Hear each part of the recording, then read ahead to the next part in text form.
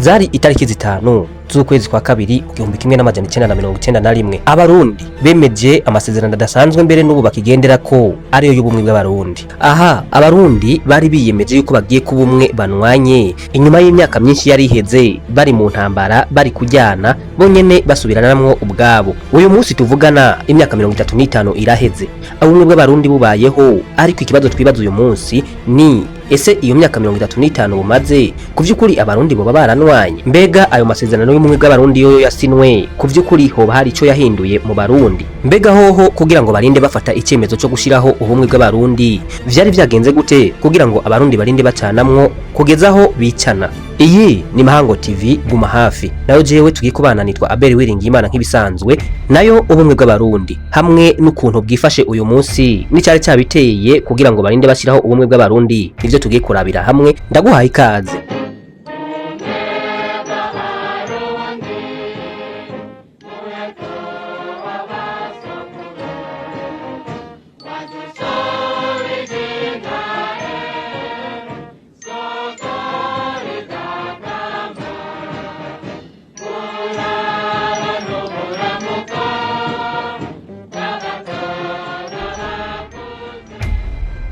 Kugira ngo tubitahure neza rero turabanza dusubira inyuma imbere yuko igihugu cy'u Burundi kironka intayo kwikukira, no kuvuga ngo imbere yuko kironka independence, ariko kandi tunasubira inyuma cyane n'imbere y'umuzo w'abakoroni. Kuvyukuri imbere y'umuzo w'abakoroni mu Burundi hari abantu batatu abo bita abatutsi, abatwa n'abahutu babana mu mahoro atawanja wangura.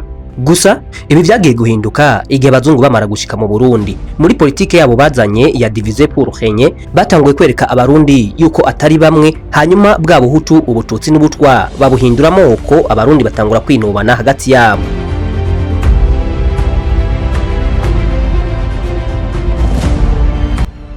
Inyuma y'intambara y'isi yose, Société des Nations Unies yahaye Ububirigi kuganza Burundi n'u Rwanda, maze ababirigi naho aho bari bagishika aho kugira ngo bakureho ibi by'amoko, ahubwo nyabuna nivyo bitwaje muri ya politike yabo nakubwiye, ari nazo catumye batangura gukumira bamwe mu burabaza. Uyu nawe se wundi n'umugabo yitwa Pierre Ngendanumwe, umuhutu yavuka mu ntara ya Ngozi. Uyu mugabo yari yize ivyerekeye politike mu gihugu ca Kongo muri kaminuza ya Rovanium hari kuri Kongo y'ababirigi, ari naho yagiye kuronka impamyabushobozi yiwe mu mwaka w'1959. Muri uyu mwaka nyene hakurya mu gihugu cy'u Rwanda abahutu bari bansaka karenganyo kameze nko mu Burundi. Ico gihe abahutu bo mu Rwanda nabo bagumukanye umwami Kigeli wa gatanu. Uyu mwami baramwirukanye arahunga, bayita revolution y'abahutu. Cyo kimwe na wa mugabo nakubwiye Pierre Ngendanumwe, nawe amaze kugaruka mu Burundi yagaye ingendo y'ababirigi, hanyuma yifatanya n'ivyiyumviro vya Rwagasore, mbere yemera kuja mu mugambwe wiwe Iprona. Aho uwo mugambwe wari washinzwe Iprona na Rwagasore ukaba wari umugambwe wari ufise ubutunzi muri guverinoma y'ubumwe yari irongowe na Rwagasore. Ariko wibuke yuko iki gihe hari abatifuza ko abarundi babumwe, kuko umugambi wabo wari ukujyanisha abarundi. Aba kandi batifuza ko abarundi babumwe, ntibemeye yuko Rwagasore akomeza kunwanisha abarundi kubera ko adaheze igihe kininiya baramwivuganye. Gusa n'inyuma y'icwa rya Rwagasore, Pierre Ngendanumwe yagumye afise amabanga akomeye mu gihugu cy'u Burundi. Mbere mu mwaka w'1963 yagenwe kuba umushikiranganje wa mbere, akaba ari nawe yararose igiti gikomeye ari uwo mu bwoko bw'abahutu mu butegetsi bw'u Burundi bw'ico gihe. Gusa ngahano kwibutsa yuko ico gihe Pierre Ngendanumwe aba umushikiranganje wa mbere hari ku ntwaro y'umwami Mwambutsa, ariko rero ngaha daciye na kabiri Pierre Ngendanumwe ntiyigeze ahuza n'umwami Mwambutsa, ari naco catumye mu mwaka w'1964 Pierre Ngendanumwe yanka gasuzuguro ku umwami Mwambutsa ahita atanga imihoho kuri uwo mwanya wo kuba umushikiranganje wa mbere. Iki gihe umwami Mwambutsa yibwiye ko azibonye intsinzi kubera ko Pierre Ngendanumwe yari yikuye kuri ayo mabanga, kubera mu vy'ukuri Pierre Ngendanumwe yarabangamira umwami Mwambutsa.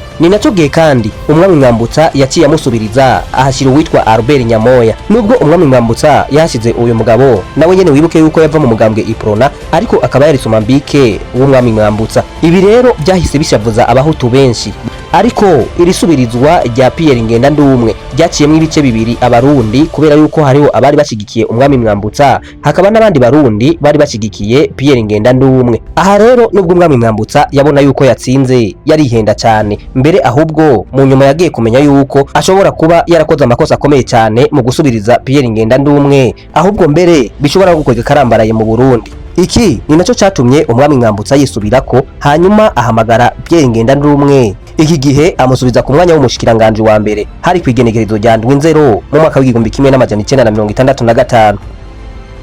Gusa rero uko byagenze kose iki gihe Pierre Ngendandumwe nubwo yagarutse ku butegetsi hari abenshi mu mugambwe Iprona batari bavyifuza. Ibi kandi niko byagenze kuko baranavyerekanye kubera ko iyi manda ya kabiri yiwe yamaze imisi 8 gusa. Ibi rero vyatumye Pierre Ngendandumwe ku itariki 15 nzero muri uwo mwaka nyene w'igihumbi kimwe n'amajana 1965 arasigwa imbere y'ibitaro vyitiriwe umwami Rudoviko rwa Gasore. Aha ni mu gisagara ca Bujumbura. Amatohoza yakozwe inyuma y'urupfu rwiwe yerekanye ko Pierre Ngendandumwe yarashwe n'umusore w'umututsi yitwa Gonzalo Muyenzi. Uyu yari umusore w'umututsi yari yahunze ava mu Rwanda muri ya revolution agira ubwoba bimuviramwo no guhunga igihugu. Ku butegetsi ahasiga umuhungu wiwe Charles Ndizeye nawe yavuye ategwa coup d'etat na Michel Micombero, aho mu nyuma yaho yavuye anagandagurwa ku igenekerezo rya 29 z'ukwezi kwa kane mu mwaka w'igihumbi kimwe amajana 1972.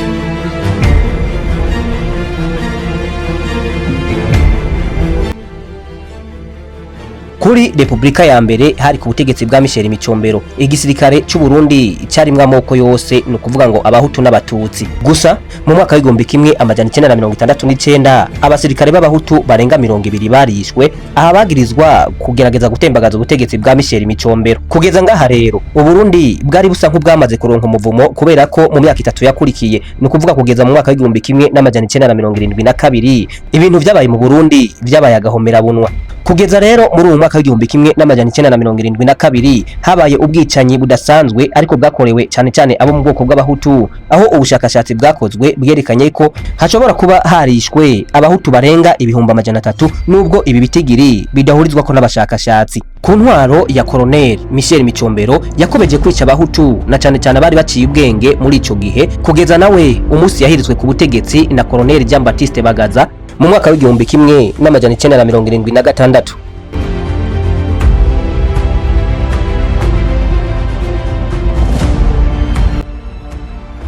Uyu musirikare Jean Baptiste Bagaza ku by'ukuri yari akiri muto cyane ariko kandi nawe harira ko yaje yita ku iterambere ry'igihugu cy'u Burundi mbere n'uyu munsi biraboneka. Gusa nubwo uyu Jean Baptiste Bagaza hari byinshi yakoreye u Burundi ntiyigeze agira projet nimwe yo gusubiza hamwe abarundi, ariko gusa uwamutembagaje ku butegetsi hari mu mwaka w'igihumbi kimwe n'amajana 1987 ariwe Major Petero Buyoya niwe yazanye iciyumviro cyo kunwanisha abarundi igihe yaramaze kubona ubwicanyi bw'ibiri na zine. Iki gihe yafashe abahutu 12 n'abatutsi 12 kugira ngo baje hamwe bige ku cyatumye abarundi basubiranamwo bakicana, ariko kandi iki gihe bamaze kwiga icyatumye abarundi bacanamwo bagoma no gutora inyishu ku kizotuma abarundi badasubira gucanamwo. Gusa iki gihe imbere yuko Petero Buyoya yiyumvira iki ciyumviro cyo kunwanisha abarundi habanje kuba amatora ya referendum kugira ngo abarundi bemeze niba ibi byo kunwanisha abarundi ari vyiza canke atari vyiza. Nubwo rero abarundi isinzi bavuye batora yego muri ayo matora yabaye,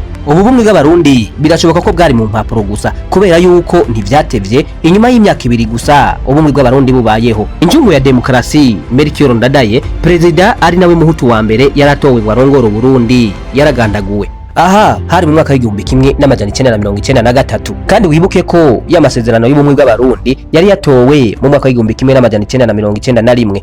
Bwa bumwe bw'abarundi mu Burundi bwakomeje kuririmbwa mu gihe abarundi bariko barasubiranamwo bicana hagati yabo. Muri ico gihe ivyakurikiye mwese muravyibuka kubera ko naranabicishije ngaha kuri YouTube channel yanyu. Abarundi b'abahutu baciye biyegeranya baja guhabuza demokrasi yari hejeje kunigirwa mu menshi.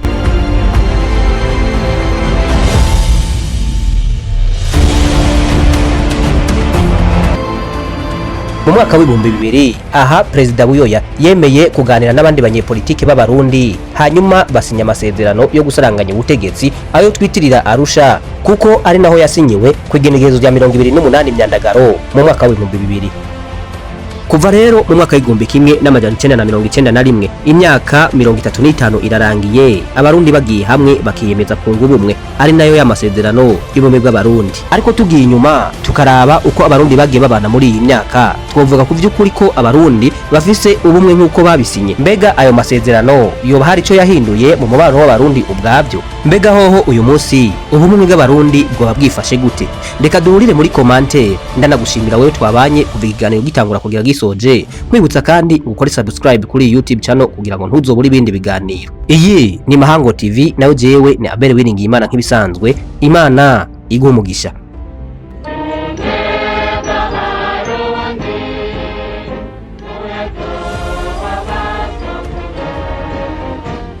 Ubumwe bw'abarundi tuzobugwanira, ubumwe bw'abarundi tuzobutsindira.